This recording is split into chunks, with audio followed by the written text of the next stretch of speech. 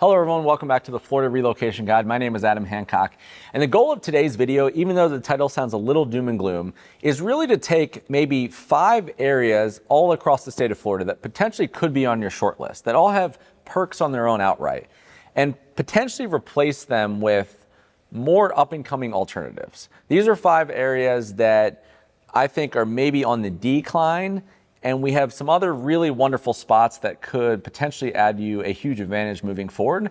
So it's a devil's advocate kind of take. So I hope you enjoyed today's format. Before we hop in, we have 2 really interesting things if you want to get involved. One, relocation guides. We have a Southwest guide. We have a new construction guide for 2025 I'm going to release. The link below is a good portal into that free guide land. Secondly, I have an every 30-day, 1 email a month newsletter that gives you kind of bite-sized stuff, Tampa Bay, Sarasota, Naples, and beyond. It's real-time release dates and just things that are a little bit more consumable than this video. Thank you guys so much for joining us. Your smartest way to buy, sell, and or invest. And let's hop in.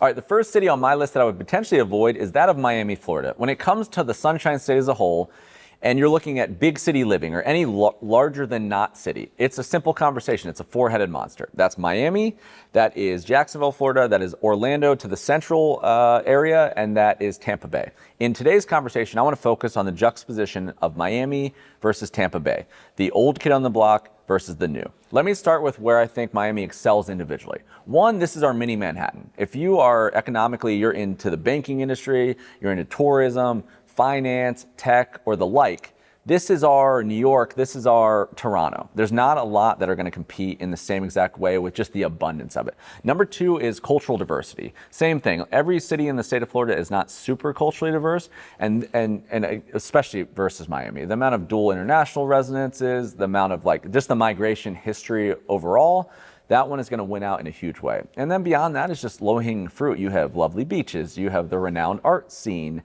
and even condominiums. There's no height limit. This is somewhere where you can do stuff in certain categories that you cannot do elsewhere, and it wouldn't even be an argument. Now, what I want to compare is an alternative, and this could be better, or it could at least be a different conversation. When it comes to Tampa Bay, let's first talk geography. For me, if I'm going to pick a big city and I have 4 options, and I have to choose to make one my homestead and travel to the rest, I can only pick one, I'm going to go for Central. And I think the best coast, if you had to pick one, because all the big cities are on one side. Panhandle's here, everything's here. So now you're just picking which is the better of here. I think the Southwest Gulf Coast is the most central to the entire state. It's the best to sit and travel to the rest to get your jollies. And Tampa Bay is the only big city in Southwest Florida. So where you sit in Tampa Bay, you have an hour proximity down to Sarasota, 2.5 hours to Naples, you're an hour 45 minutes to Orlando, 4 to Miami, you're 3.5-ish to West Palm Beach. You're 3 hours to Jacksonville one way with St. Augustine and Nocatee, and then just a little further and Savannah, Georgia's there as well. So it's an amazing place to reside and then venture out. Second is, one of the really most interesting things to me is infrastructure. You go to Miami and you have these districts like Brickell and Coral Gables and Key Biscayne and a lot of really, really lovely areas, but that are actually really close to each other. But day to day, it does not live that way to me at all in many, many ways. These feel like you're in silos. People live in these little bubbles, and the price points dictate that. It's like whole different worlds when you move 5-6 miles at a time, for good and bad, depending on what you're into. And the beaches are the same way. They're like a bunch of little peacocks that you have a travel industry, you have a party industry, you have a laid back thing. And I prefer, if I had to pick one, a more blended approach. And Tampa Bay, I feel like, strikes one of the most interesting balances of a little bit for everybody. You have 3 counties. You have Pinellas County on the coast, Hillsborough County in the middle, and then Pasco above. So you have historic boroughs, you have the beaches, you have, all of kind of the hustle bustle city, and then you have a bunch of suburbs that surround all of it.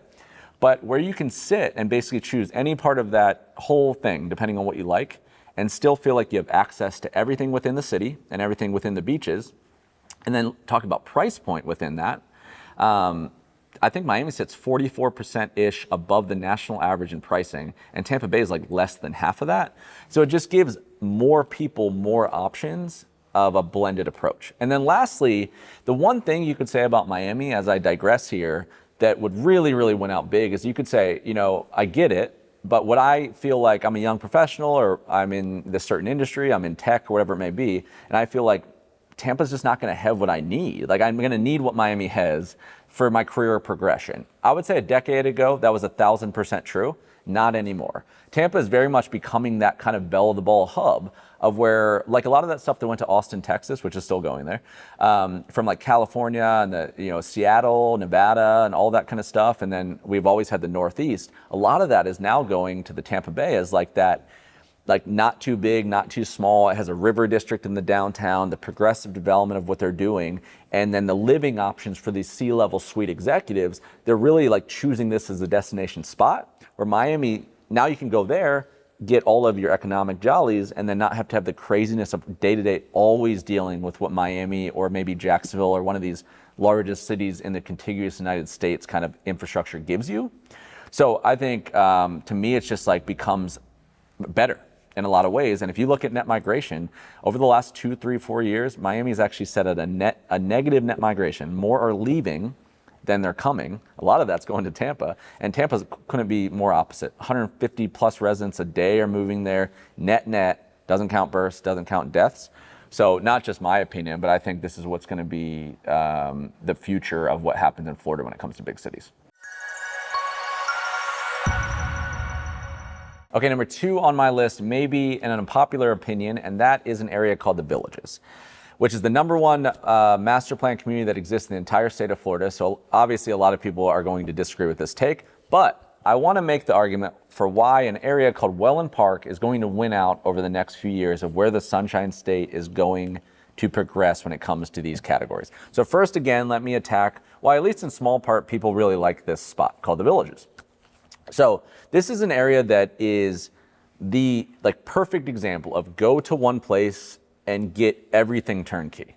The reason that it is master plan as it gets. You arrive in this spot and you have a home type that's in the new construction-ish land for every person, every size, every type. You have unbelievable communal amenities. When it comes to intentional social community, these people are excited they're there, they're excited you're coming, and if you are nervous in the slightest that you're going to move from out of state and you only know you and your spouse and your empty nesters and you weren't going to know anyone, it was going to be like a freshman in college again, you go to this place, that is not going to be your issue.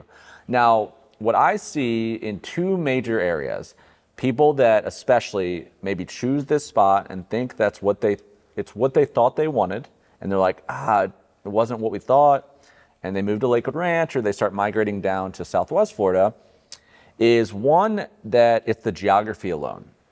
If you choose the Villages, you better be really, really, really sure that this is what you wanted now, and it's what you're going to want for the next several years if you plan to stay, because once you get there, that's all you got.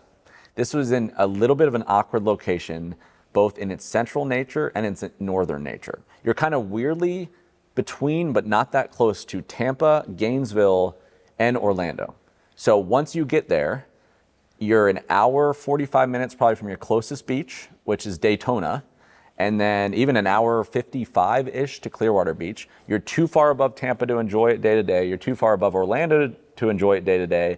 And then if you have some tie to Gainesville for whatever reason, you're too far below it to enjoy it. So once you get there, you get there. So if it's right for you, then it could be an oasis. And I think there's a lot of people that choose Ocala for the same reason, is they're not looking to get in the cluster of commercial amenities. But if you're wrong, you got nothing else. In contrast to that, if I bring up the Wellen Park point, this isn't probably one of the best geographies in one circle on a map that the whole state has to offer. And it's unique because if you're not familiar with Wellen Park, it is a master plan area that's a little bit on the newer side, probably 5, 6, 7 years older in the newest development section.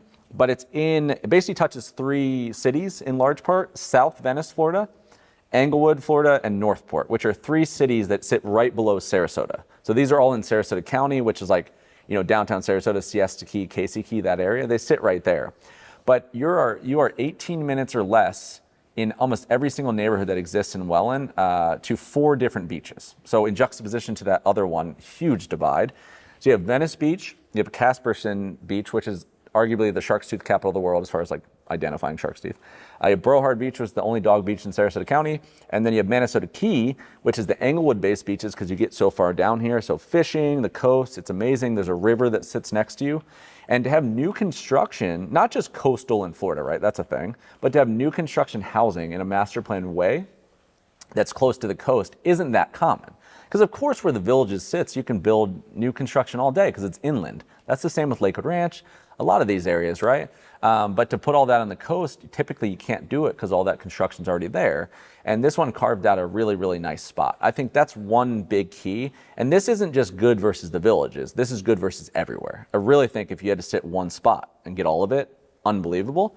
Second is the one thing that I see when it comes to master plan, and I get what people are trying to figure out, is a lot of times they're trying to satiate like, one, that social thing, right? It's very real that if you're in your 50s, a broad example, but if you're in your 50s and you and your wife, your kids are out, they moved to other places, and you're coming down to Florida and you don't know anyone, like it is kind of weird. Like you want to kind of go somewhere where you think you have a good semblance that you have like-minded people or someone like in your range, and if you're not the most social person in the world, like someone like me, and like randomly meeting people, it could be awkward. I mean, it really is like that freshman in college example again. That's why people lean towards 55 and up communities like Del Webb or whatever, because they're looking for some level of guarantee, a demographic, which no one's going to tell you, right? That's one part. And then also master plan, people now are like saying like my one neighborhood pool maybe isn't enough anymore. That's not sexy anymore when it comes to a new construction house. They want a little bit more when they leave their neighborhood. They like that little downtown they could walk to, and these little like faux urban environments that new construction gives you, where you and your buddy don't have to live in the same neighborhood, but you can enjoy stuff in your own neighborhoods separately, and then you can go outside of it and still have master plan amenities and then have a town that's also close by. And I get all of that, and that's where like the Villages excels in. However, the Villages is master plan in one way. It's one master builder. It looks very similar to each other. It feels like once you're in it, you're in it. And not everyone wants to be in it all the time. And so where I think Wellen Park, if that makes any sense, strikes a really interesting balance, is it's like 9 to 15 different neighborhoods that are all part of the same intentional plan overall. Like it's smarter, the way the streets are, the way they sit, the needs that they all serve to different people depending on your wants is all there, but they're separate builders. There's 10, 15 different builders. There's custom homes, there's not. Some have no frills amenities, some go ham, some are gated, some are not. There's a 55 and up, there's golf, there's all of that, but they all enjoy downtown Wellen. They're all close to those same beaches. They're all really golf cart friendly, just like the Villages, which isn't that common. They all have walkability to downtown Wellen if you're in certain districts. So I think it's just if you have to pick one or the other, that's where I see people having an issue. So anyway, Wellen Park as replacing the Villages is number 2. All right, number 3 on my list is St. Augustine, Florida. And what I would say about this one is, this is an absolutely lovely spot. It's the oldest city in the state of Florida. It is historic and charming and quaint, and it's kind of like an old Florida throwback. It'll be on most popular, especially when it comes to retirement lists in Florida, probably forever. What I want to use 3 more than anything to do is I want to give you another option, another alternative to an Atlantic coast beach town that maybe it's not on your radar at all, that I think would be a really, really interesting comparison to why people like this one. And that is Port St. Lucie. So if you've already chosen like, okay, I'm an Atlantic coast person for whatever reason, there's a lot of affordable beach towns in the Atlantic coast of Florida. It's a long strip of land that go up and down, especially in comparison to like South Florida or Southwest. And if you're not going to go to the Panhandle, so you're already committed to the Atlantic coast, and for whatever reason, you might be open to going a little further down. I mean, St. Augustine's a commitment. It's all the way up in the Northeast. You're just below Jacksonville. You're way up here, and a lot of this other stuff's down here. You venture down here, you have this area that sits above South Florida, where Port St. Lucie is within. And I would group in towns of Stewart, Jupiter, you have Vero Beach right above it, but this little spot is like this quaint little bubble. It's like, the best way I can describe it is like, I think they market it as like the real Florida, whatever that means. But it really is this like prototypical, relaxed, more laid back beach town. The median cost sits like from $390 to like $410, which most areas that I've ever lived don't touch. And you just have a mix of like golf, beaches, and you get far enough outside of that West Palm Beach, Miami, Fort Lauderdale area, where unlike St. Augustine, what maybe sits a little bit closer to the city, that I think it just strikes a really nice like oasis. And a lot of people I know, like I've talked to a lot of people in it. I know Port St. Lucie's been becoming more in vogue over the last couple of years, but a lot of folks, it just never really occurred to them, especially if they have no familiar ties to it. So anyway, I wanted to bring that up. This is where I see a lot of people being, if you're really hot on St. Augustine, then maybe hopping all the way down to here would be your real two Atlantic juxtapositions before you said, okay, should I look at Southwest Florida? So anyway, wanted to use number 3 as a conduit more than anything to bring that up. And let's hop to number 4. City number 4 is an area called Seaside, Florida, and this is basically a strip of beach towns that runs along an area called 30A that is in the Florida Panhandle. And what Seaside basically is, in essence, if you're not super familiar, is it's the Hamptons of Florida. It is a fake beach town, literally. That's kind of a cool story if you want to read about it, but it's a fake beach town that someone manufactured and popped on a unbelievable paradise-ridden emerald coast of the Panhandle. So it's people's escape. It's the oasis. You know, if you're from Louisiana or Texas or Mississippi or anywhere over there, like parts of Georgia, you go here and it's paradise on earth for a week at a time, which still remains very, very true. What I want to throw in the conversation is Amelia Island, Florida as an alternative. So what Seaside is to Texans, Amelia Island is to potentially Georgia and the Carolinas.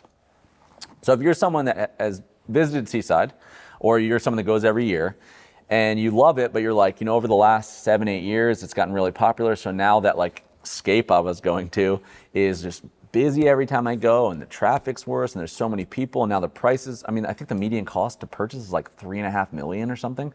So that translates to rental too, and with scarcity comes premium prices, and it just doesn't feel like, a lot of people like the Panhandle. I mean, I went to college there. What I liked it was that it wasn't as crazy as other parts of Florida. It did feel like an escape. But if it gets too crazy, then maybe it loses its luster for you. Amelia Island could potentially give you the next rung down. So to me, what Amelia Island is basically if Savannah, Georgia, and Charleston, South Carolina had a baby, and you drop that in Northeast Florida, that's what it is. I mean, they even have their slogan pulled up here. They describe it as a tranquil beach escape that exudes Southern charm. So in the same but different way, it gives you that. It gives you that escape. It gives you that oasis, but it gives it to you in a way that I don't think can become what Seaside does. It sits in a part of Florida that is around variety. So it's so far up in the state that there's nothing really above it. There's also many, many beach options in the Georgia and Carolina coast and below you in Florida, where if people can go multiple places, they won't all go to the one. If you are west of the Panhandle and you go to the Pensacola area, there's one. I mean, you have Gulf Breeze, you have Pensacola Beach, you have Panama City, but like it's Seaside. Seaside is the belle of the ball, right? You're not going to go to Orange Beach to satiate that need, right? So that's all you got. So demand outweighing supply is going to always exist there. So anyway, just food for thought there. If you have not visited that, like, you know, but you've ever been to like the River District in Savannah, or you've ever got that kind of southern thing, something about Northeast Florida having that, it gives you this really interesting mix of beach, but in like an old town lighthouse, Chesapeake Bay, Maryland kind of feel.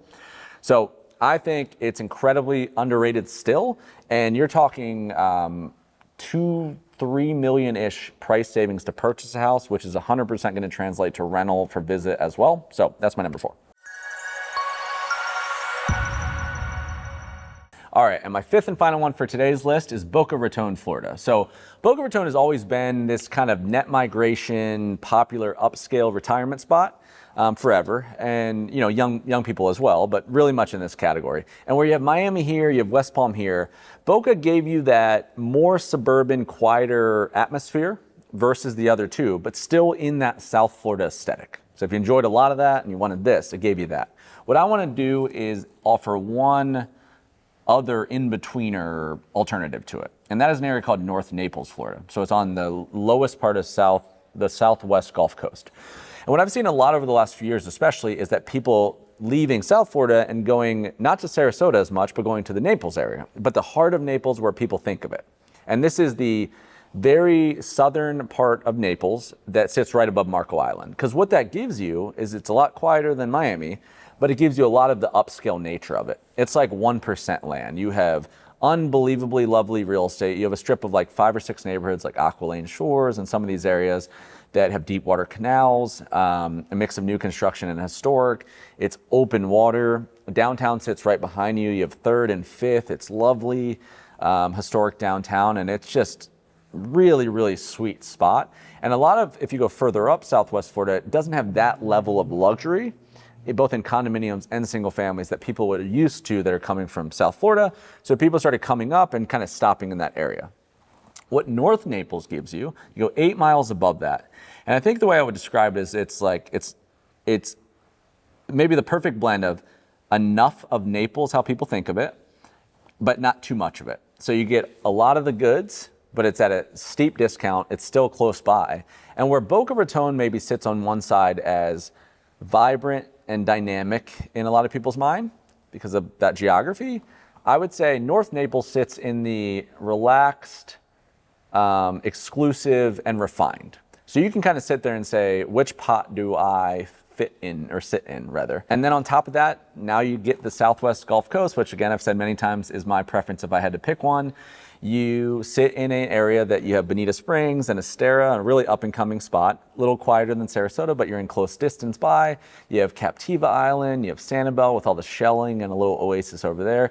Cape Coral's above you, has more canals than Venice, Italy itself. Venice is 8 miles below you, Naples is 8 miles below you, and airport's right around, and we got all kinds of stuff there. So anyway, I think that could be a sneaky option that just kind of sits in a random geography if you like a lot of what Boca meant historically, and that wraps it up.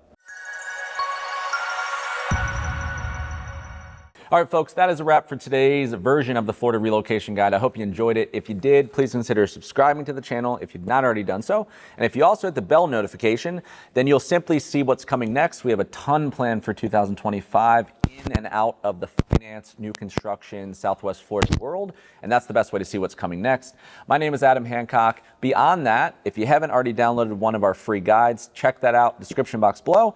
We also have a 30-day newsletter that gives you basically a manifesto of everything going on. Release dates, micro new community information, all that kind of stuff. And it just goes bop, bop, bop, bop, bop. And it's just one email every 30 days, no spam. And lastly, if you are interested in buying, selling, and or investing across all of Southwest Florida, all of Florida really as a whole, but especially Tampa Bay Greater, Sarasota Greater, Naples, Fort Myers Greater, then we have an unbelievable, unique team. If you're ready now, you're ready 3 years from now. We really specialize in the finance side of analytics, new construction, and we believe relocation is art form. So please consider checking us out. Call, text, email, etc. Thank you guys so much for consuming my content. We'll see you on the next one.